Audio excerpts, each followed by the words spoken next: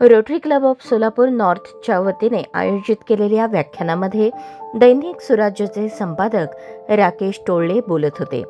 सध्या आतंकवादी करत असलेल्या कारवाया आणि भारताने परिपूर्णतेने त्याला दिलेले चोख उत्तर आज जगासमोर ज्वलंत उदाहरण आहे.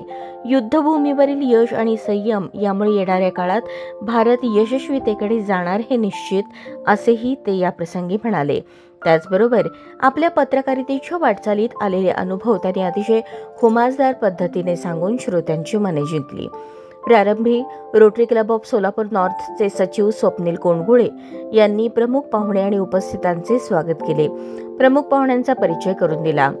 रोटरी नॉर्थच्या अध्यक्षा डॉक्टर जानवी माखीजा यांनी प्रमुख पाहुण्यांचा पुष्पगुच्छ देऊन सत्कार केला. सुनील दावडा यांनी टोळले यांचा स्मृतिचिन्ह देऊन सन्मान करून उपस्थितांचे आभार मानले.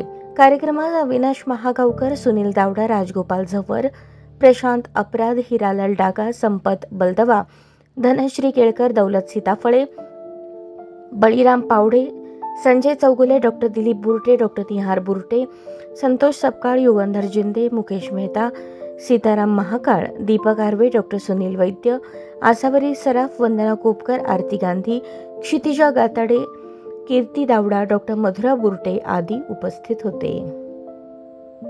भारताचा एकच 18-19 वर्षाचा जवान त्यांच्या तावडीत सापडला. 20 जपानी ऑफिसर चारी बाजूनी आणि ते फायर करत होते. या पट्ट्यांनी एकट्याने 20च्या 20 लोकांना मारलं आणि तो जमिनीवर कोसळला. त्यावेळी त्याच्या पोटामध्ये 18 गोळ्या बसल्या. आता ती लोंबत होती बाहेर. अशा अवस्थेत तो पडला. शत्रू तर मी नाही. एक ब्रिटिश डॉक्टर तिथून चालला होता. त्यांनी बघितलं या भारतीय जवान, म्हणजे आपण ब्रिटिशांसाठी लढत होतो, हा भारतीय जवान इथं पडला आहे आणि या रक्ताच्या याच्यात सापडला ना खूप खूपच होत आहे. त्यांनी बघितलं जीवन. त्यांनी थोडं हरवून विचारलं, अरे काय? तो म्हणे असह्य वेदना होत, म्हणे काहीतरी करा. ते म्हटले तुझी आखणी कापावी लागणार आणि इथून बेस कॅम्प नाव काय, बेस कॅम्पपर्यंत हलवणं शक्य नाही. माझ्याकडं कुठल्याही प्रकारचं गोळीचं औषध नाही आहे.